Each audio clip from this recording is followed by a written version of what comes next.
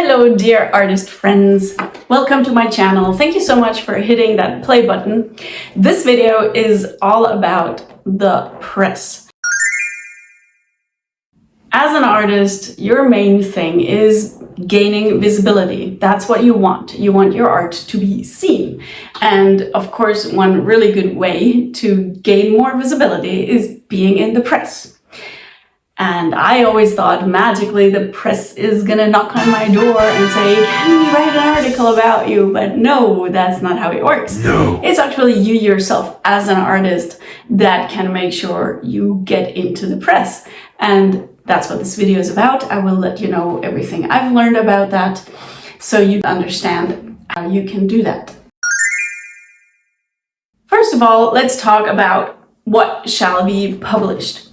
You will want something in the press that is time relevant. So you don't want to just have an article about you that isn't somehow tied into the now and why this press release is happening now. So that can be a show that you're organizing, hopefully with a grand opening, with maybe snacks and drinks that always lures people in. It can of course also be for an open studio that you organize on a certain weekend. It can also be that you start offering something new. Maybe you're launching a new greeting card line. Maybe it's shortly before Christmas and you have something to offer as Christmas gifts. So it should be something that can't be published anytime, but it's time relevant, and that's why it needs to be in the press now.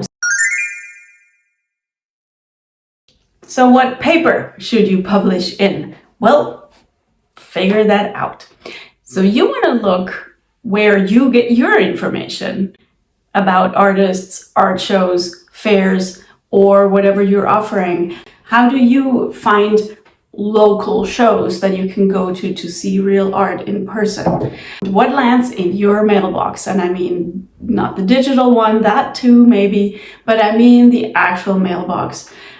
These can be free papers that you get. You can check your local library, you can check your town hall, places like that where they have flyers lying out, where they have free papers lying around. And then of course the paid papers, the paid magazines. Where do you look in your town? What paper is it that will announce shows, that will announce art fairs, open studios? That's different for every town. You want to be quite local. You can also go for the big ones, but the local ones are actually the really good ones because we're talking here about in-person stuff.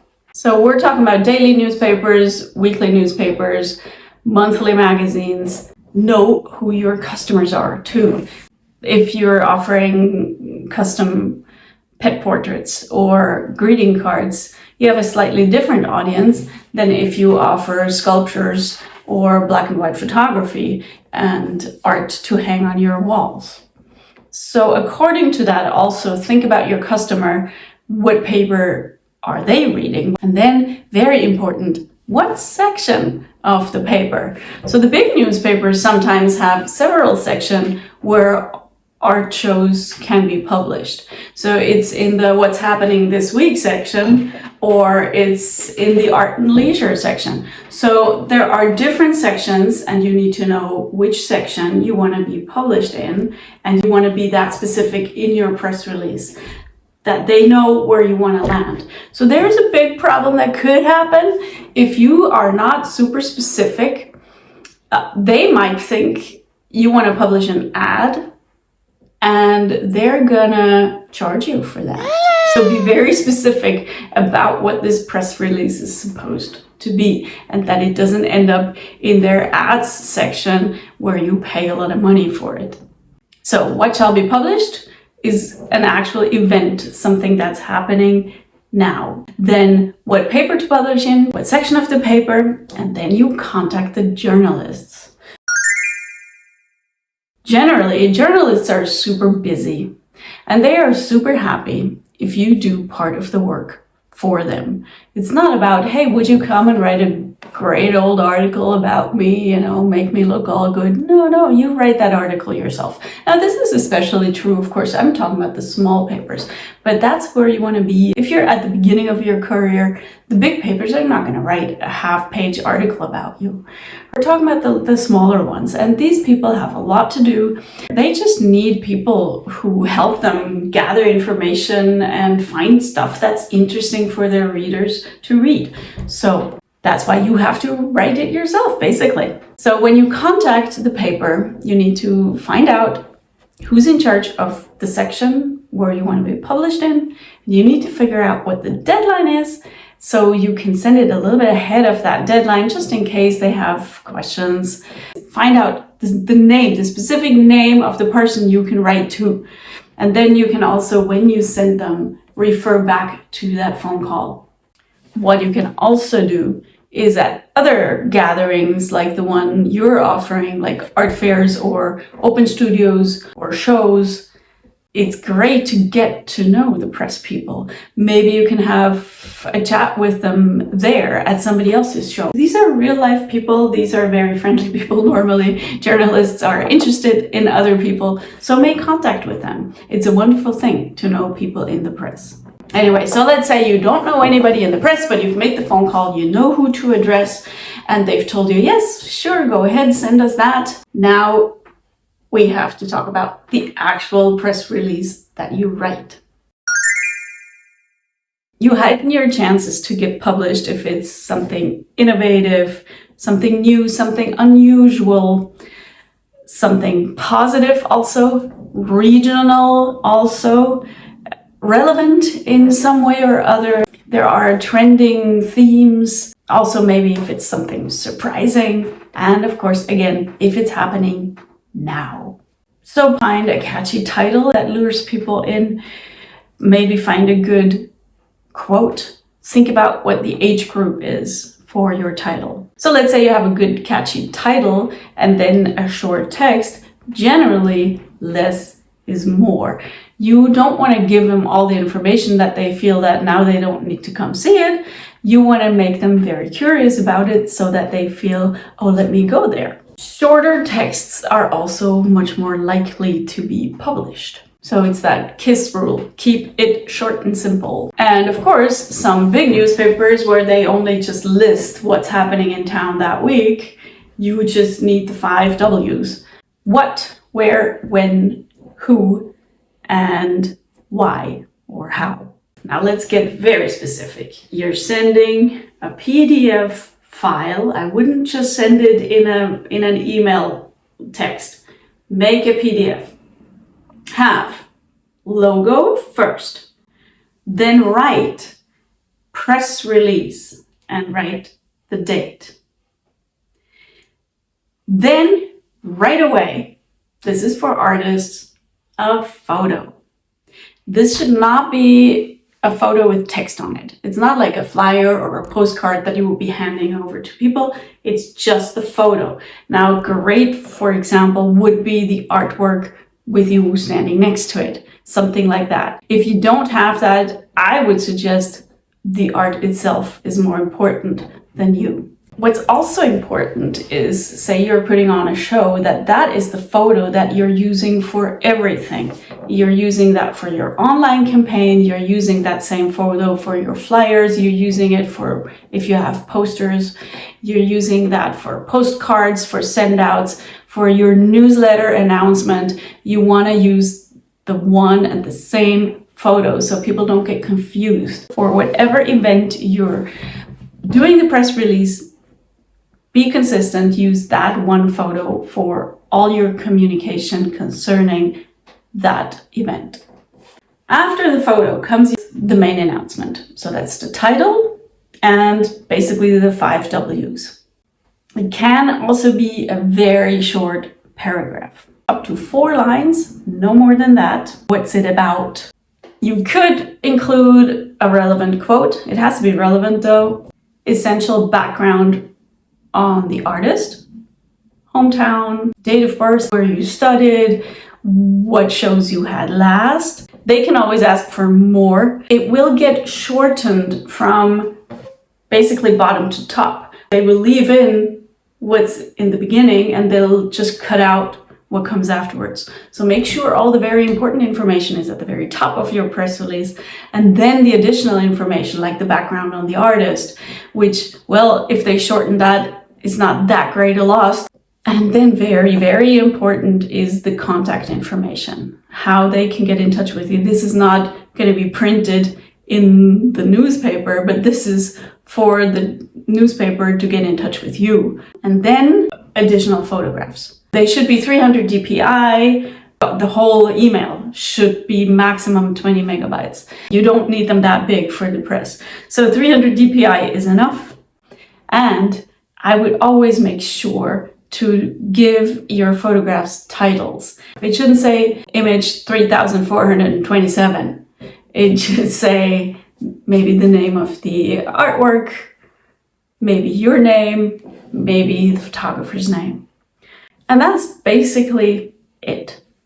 Send it ahead of time, not on the day of the deadline, ahead of time. So if they have questions, they can ask. Make it personal. Find out who to address in your email. Write their names right.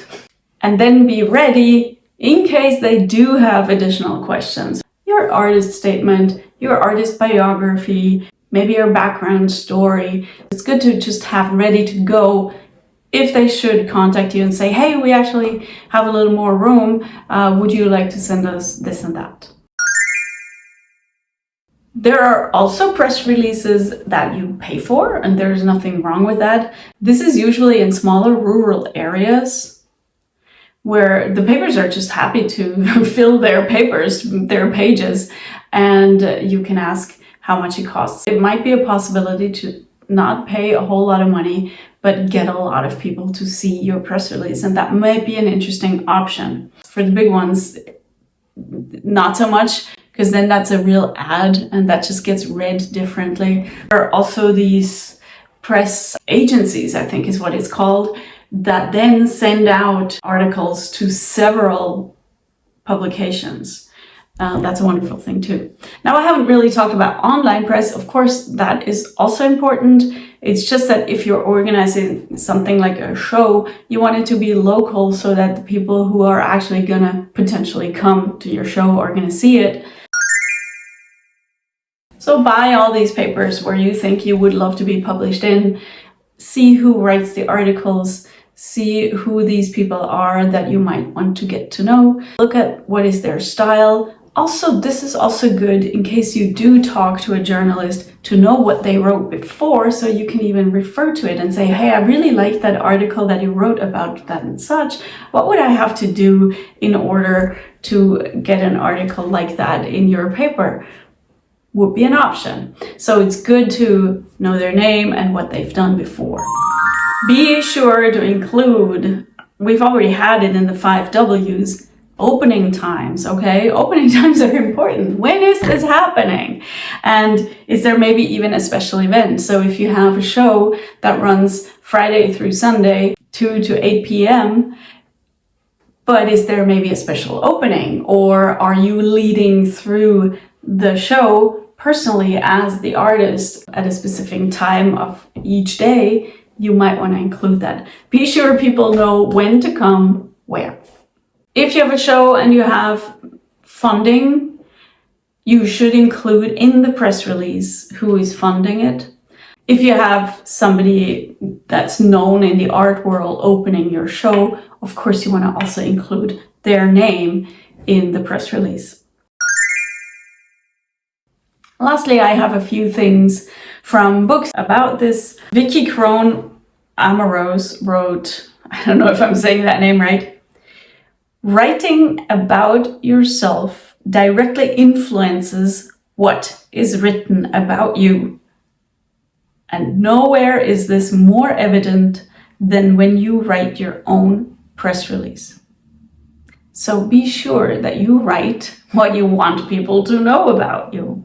Also, you might want to really be descriptive about your works, the themes, the colors, the style, just to create an image in the reader's mind and to make them want to see it.